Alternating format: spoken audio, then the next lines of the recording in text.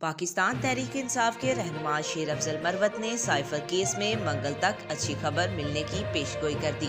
Abbott آباد میں media سے گفتگو میں شیر افضل مروت کا کہنا تھا کہ عمران خان کے خلاف سیاسی کیسز محض انتقامی کارروائیاں تھیں۔ بانی پی ٹی آئی کے خلاف کیسز میں وکلا کو مکمل جرح کا حق نہیں دیا گیا۔ انہوں نے کہا کہ بانی پی ٹی آئی کے خلاف سائفر کیس میں منگل تک اچھی خبر ملے گی۔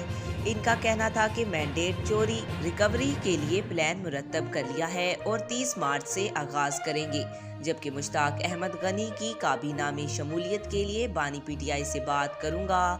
خیال رہے اسلام آباد ہائی کورٹ میں سابق وزیر اعظم عمران خان اور شاہ محمود قریشی کی سائفر کیس سزا کے خلاف اپیلیں زیر سماعت ہیں۔ آفیشل سیکریٹریٹ ایکٹ کی خصوصی عدالت نے سائفر کیس میں بانی P T I Imran Khan اور شاہ محمود قریشی کو 10 سال قید کی سزا سنائی تھی۔